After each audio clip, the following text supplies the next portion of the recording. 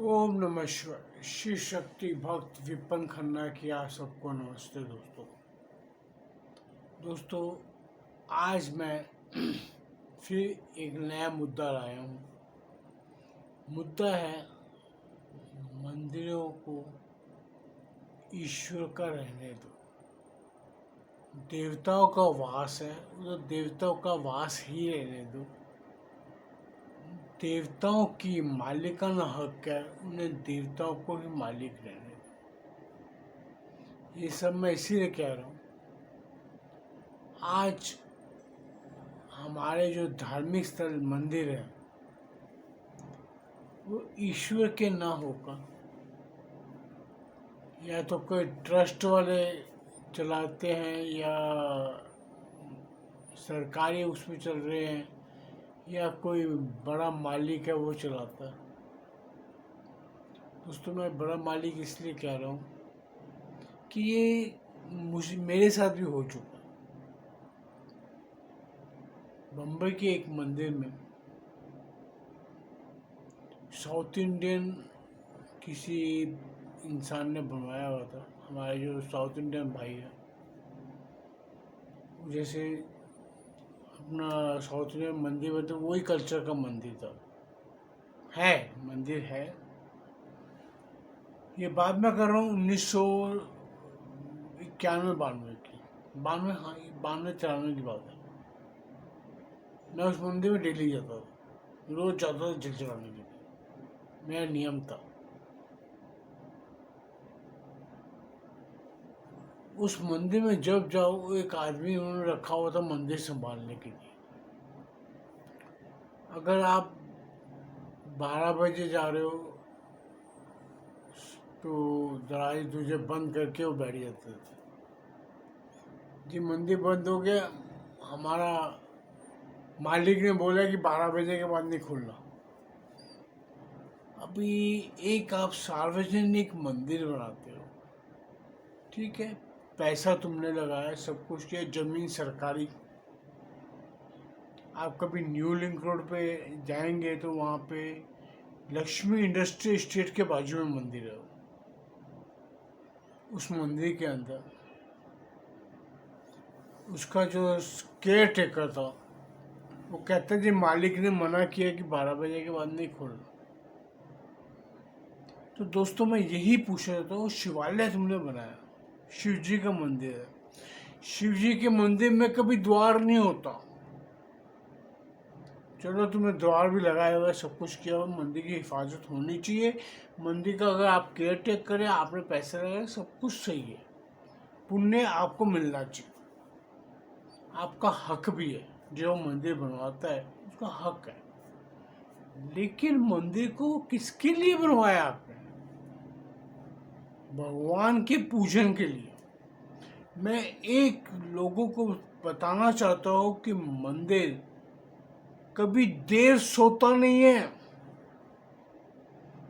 देव का एक दिन, महादेव का एक दिन में सृष्टि, सुबह उठते हैं महादेव तो सृष्टि बनाते हैं, रात्रि सोते तो सृष्टि निपटा देते हैं।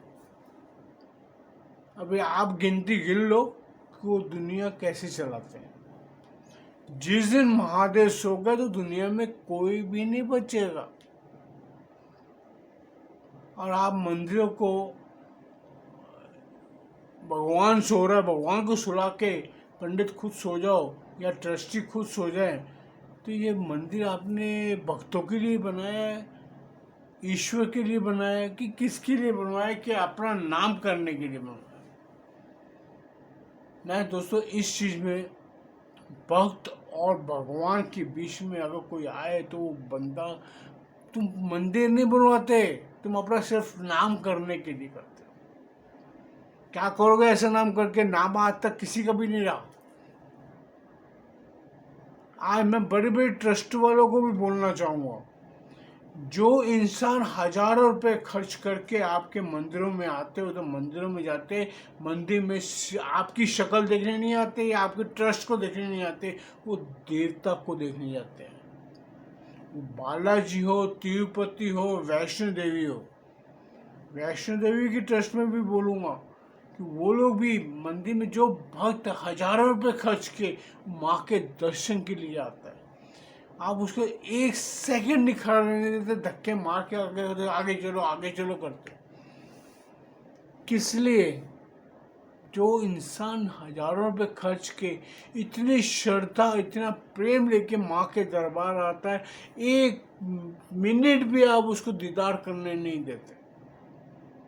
कई लोगों को तो पता ही नहीं लगता कि वो पिंडियाँ कहाँ है, पिंडियाँ किस रूप में है, उसको दर्शन ही नहीं करने मिलते। ये मैं भुक्तभोगी हूँ खुद भी,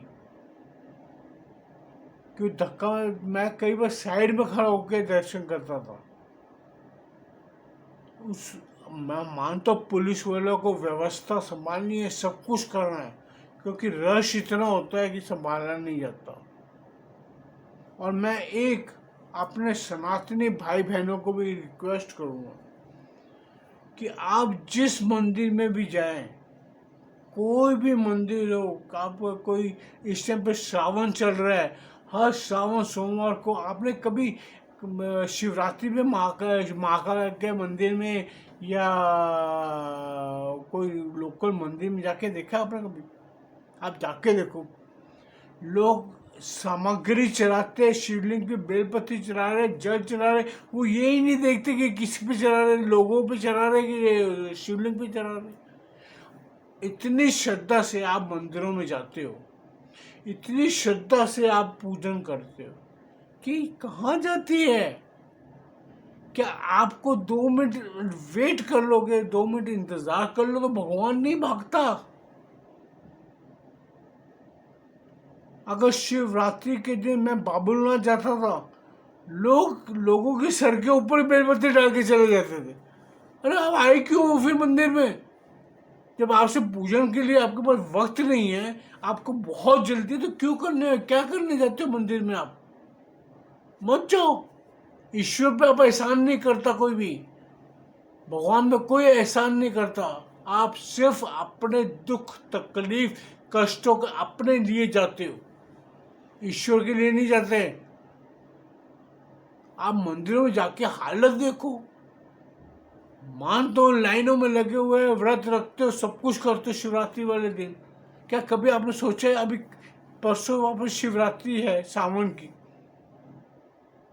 क्या लोगों को अकल आएगी? इतनी दूर दूर से कांवड़ लेके जाते हो, कांवड़ लेने के लिए आप 500-500 किलोमीटर पैदल चल जाओगे, इतनी श्रद्धा से जाते हो, लेकिन 2 मिनट तसल्ली रख के पूजन नहीं कर सकते। महादेव को पूछते, महादेव ऐसे हैं जो मस्त रहते हैं। अरे जिंदगी में भक्ति करते तो मस्त रहो, ईश्वर कहीं नहीं जाता। दोस्तों मंदिर है, मंदिर को मंदिर बनाओ। अगर आपको नहीं, पेशेंस नहीं है, आप में संतुष्टि नहीं है, आप में शांति नहीं है, तो कृपया करके ऐसा कार्य मत करो। आप अपनी भक्ति का अपमान करते हो, उस इष्ट का अपमान करते हो, जो उस इष्ट के लिए आप हजारों किलोमीटर चल के जाते हो। उसके लिए आपके पास 5-10 मिनट नहीं रहते कि आप जल चढ़ा, देखो तो सही जल चढ़ कहाँ पे है। पुष्प चढ़ा रहे हो, पैसे खर्च के फूल लाते हो, बेलपत्री लाते हो। आप मंदिरों में जाओ, राधा कृष्ण मंदिर, वृंदावन जाओ, लोगों पे लोग चढ़े जा रहे, एक तसल्ली से दर्शन करने को कोई तैयार नहीं होता। पहले भाग के मैं दर्शन कर रहे, कृष्ण भगवान कहीं नहीं जाने वाले। आप चले जाओगे, आप दुनिया में रहो ना रहो बात अलग है, वो कृष्ण भगवान तो रहेंगे, महादेव तो रहेंगे। आपकी टिकट का पता नहीं है, लेकिन उनकी टिकट फिक्स है। दोस्तों भक्ति करते हो, भजन करते हो, कीर्तन करते हो, लोग धक्का धक्की में मर जाते हैं, एक के ऊपर एक चढ़ जाते हो। अरे मंदिर है, तुमको कोई अवार्ड नहीं मिलना कि आपने पहले दर्शन कर लिए, दूसरे में दर्शन करोगे। उसमें काय का संघर्ष करते हो, उधर से ऊपर पुलिस वालों को भी परेशान करते हो कि आपका सिस्टम संभालने के लिए। अरे इंसान तो बन जाओ, पहले भगवान भक्ति करने लगो। कई तो भक्ति अपने आप को भगवान समझने लग जाते हो। थोड़ा सा शांति रखो। ईश्वर कहीं नहीं भागता, ईश्वर को कोई नहीं खरीद सकता। याद रखना मेरी बात को। ईश्वर बिकाऊ नहीं है। क्या करोगे धन संपदा देखिए उसको कि भाई पंडित को भी आप 100 की जगह 500 दक्षिणा दे दोगे, क्या वो दक्षिणा आपकी काम आएगी? आप क्या समझते हो ईश्वर आपकी दक्षिणा के लिए बैठा है? बहुत धन दिखा लोगे, सब कुछ कर लोगे, धन से आप दर्शन कर लोगे, लेकिन मन की शांति नहीं प्राप्त करोगे। मैं कई देखे लोगों को पैसे खिला के कि चलो मैं आगे पहले दर्शन, बालाजी में चढ़ते ही है ना।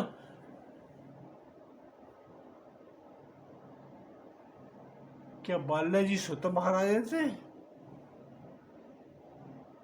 दोस्तों मंदिर बनाना है तो अपने हृदय के अंदर बनाओ, उस कृष्ण को हृदय में बिठाओ, मूर्ति दिल में बनाओ, तो मस्तक में बनाओ, इसके अंदर होना चाहिए ईश्वर। ईश्वर धन से नहीं आता, कभी भी याद रखना। आप 1 टन प्रसाद चढ़ा दो, लेकिन एक श्रद्धा से चढ़ाया हुआ एक दाना भी ईश्वर को संतुष्ट कर देता। टनों के हिसाब से सामग्री का वो स्वीकार नहीं करता। वो बोलता है श्रद्धा से एक कण भी तू मुझे चढ़ा देगा तो मैं वो एक्सेप्ट कर लूंगा। आप भक्ति करते हो दोस्तों, भक्ति करो।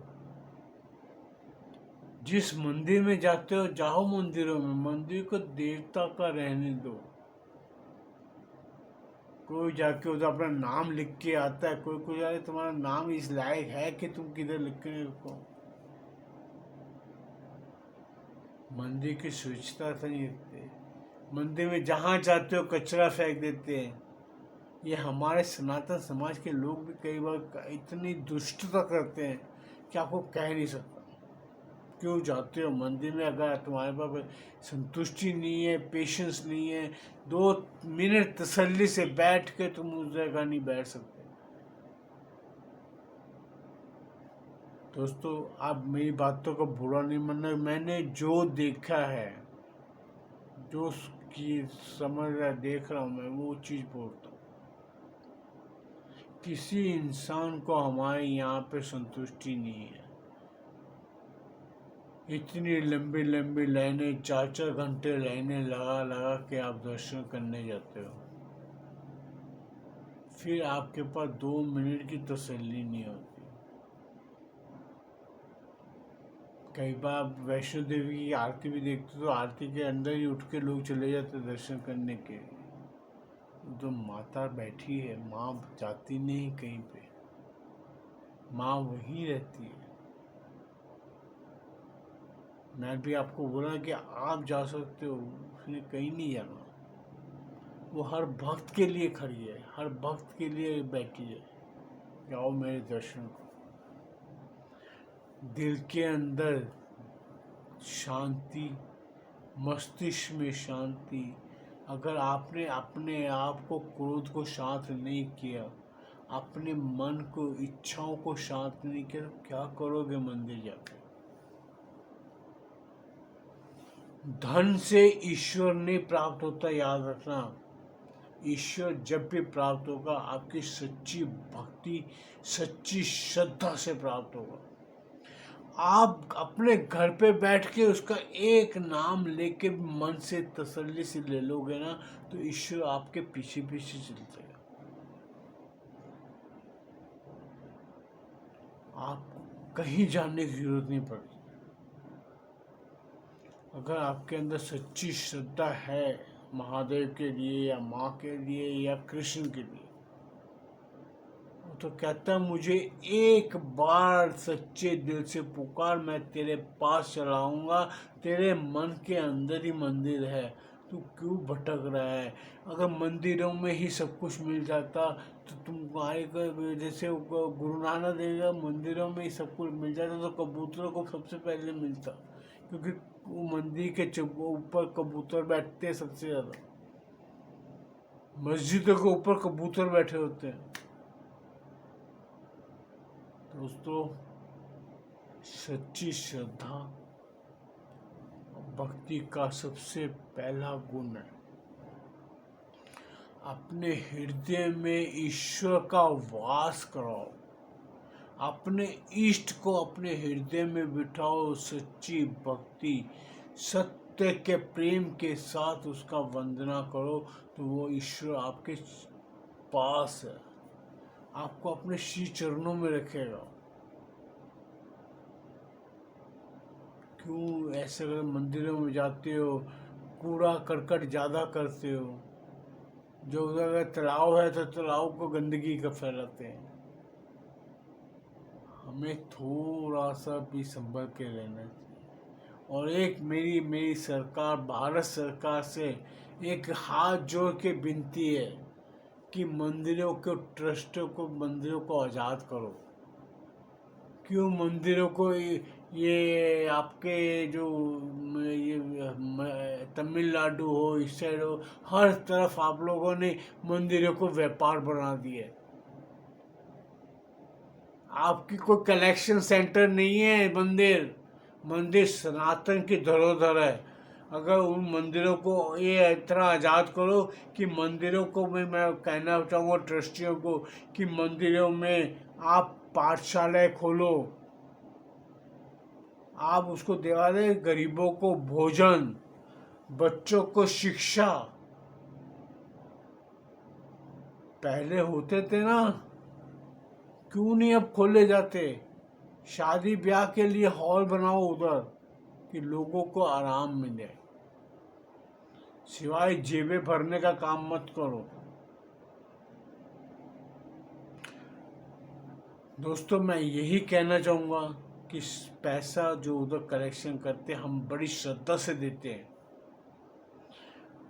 हर मंदिर के अंदर गुरुकुल होना चाहिए, हर मंदिर के अंदर, और लोगों को शिक्षा फ्री होनी चाहिए, ज्ञान फ्री होना चाहिए, कोई एक पैसे का नहीं होना चाहिए।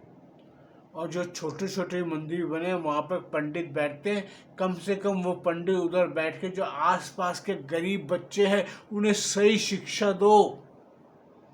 हर एक मंदिर जो छोटे से छोटा मंदिर भी है वहाँ पे बैठा हुआ पंडित पहले खुद ज्ञानी होना चाहिए। एक मंदिर की ट्रस्ट बनानी चाहिए जहाँ पे हर मंदिर में बैठे हुए पंडित को सर्टिफिकेट देना चाहिए कि उसे पूरा ज्ञान है या नहीं है, कि वो ढकोसला तो नहीं कर रहा। कहीं पे वो गलत हो रहे पंडित तो उनके ऊपर भी कोई होना चाहिए डंडा देने के लिए। इसलिए दोस्तों, हमारा सनातन समाज बहुत बड़ा है, सनातन धर्म बहुत बड़ा है, बहुत महान है। किंतु जो हमारे नीचे उस सनातन धर्म के जो नीचे है, एक उनका लालच सारी जिंदगी मार गया। आज मुसलमानों ने भी हम पे राज किया, सिवाय इसके कि हमारे सनातन समाज के अंदर जो लालची तबका है वो उनके साथ मिल गया था। आज जो अंग्रेजों ने हम पर हुकूमत की, वो अंग्रेज हुकूमत कितने आए थे? 5 से 7 हजार, और लाखों के हिंदू तो सारे सब बेकार, एकदम थर्ड क्लास, कम उनको मार के नहीं भगा सकते। ये हमारे जो समाज के अंदर जो गद्दार हैं, हमारे समाज आज भी है और सदा रहते हैं। हमारे सनातन समाज को गंदा मत करो, हमारे मंदिरों को गंदा मत करो। हमारे सबसे पहले हम सनातनियों को खुद सुधरना पड़ेगा, अपनी श्रद्धा भक्ति को बढ़ाना पड़ेगा, खुद को सुधारना पड़ेगा। सो दोस्तों, यही मैं आपके पास आया था कि जो चीज़ देखी है मेरे को बहुत चुभती है। सो दोस्तों, अगर मेरी कोई बातों से अगर आपको कोई क्षति पड़े, मन को तकलीफ हुई तो मुझे क्षमा कर देना। जो मैं सोचता हूँ मैं कहता हूँ। ओम नमः शिवाय। दोस्तों, अगर मेरा वीडियो आपको पसंद हो तो कृपया इसको लाइक कीजिए, चैनल को सब्सक्राइब कीजिए, बेल आइकन दबा दीजिए बस एक ही आपसे दरखास्त है, जो सरकार हो, ट्रस्टी हो, सबसे, मंदिरों के पंडितों से भी, हम पंडित नहीं, हम ज्ञानी नहीं हैं, हम सिर्फ साधारण इंसान हैं। मंदिरों को देव स्थान रहने दो, देवताओं का स्थान रहने दो। देवालय है, देवालय ही रहेंगे। ओम नमः शिवाय।